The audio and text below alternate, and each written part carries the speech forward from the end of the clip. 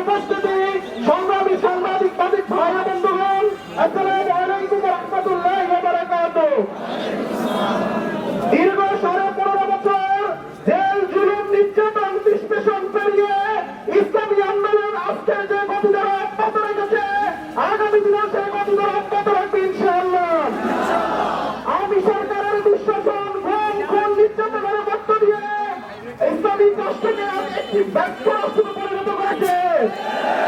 আমরা তাই 36 জুলাই বিপ্লবের, জুলাই অভ্যুত্থানের মধ্য দিয়ে ছাত্র জনতা এদেশের অবৈধ ফ্যাসিবাদ জুলুম সরকার, আওয়ামী সরকার শেখ হাসিনাকে বাংলাদেশ থেকে বয়কট করেছে।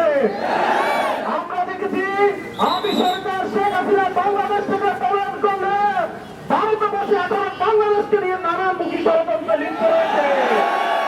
আমাদের বিভিন্ন ছাত্র বন্ধু ভাইদেরকে গুপ্ত হামলা করছে, তারা আমাদেরকে অস্ত্রের বল দেখায়।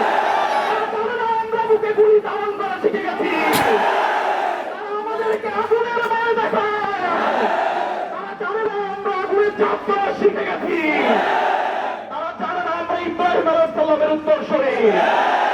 আমি সাথী এবং বন্ধুগণ, আমরা দেখতে পাচ্ছি দ্বিতীয় স্বাধীনতার আজকে 6 মাস অতিক্রম হলেও বাংলাদেশের ছাত্র জনতা, গুলিবিদ্ধ আহত শহীদ ভাইদের এখনো কোনো বিচার হয়নি।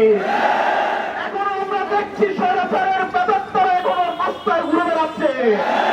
আমরা এদেশের প্রশাসন এবং উপদেষ্টা মন্ডলীর সদস্য ভাইদের উদ্দেশ্য বলতে চাই, অবিলম্বে ওই সকল স্বৈরাচার আওয়ামী দুঃশাসনের নেতৃত্বদেরকে বিচারের আওতায় এনে দৃষ্টান্তমূলক শাস্তির ব্যবস্থা করবে।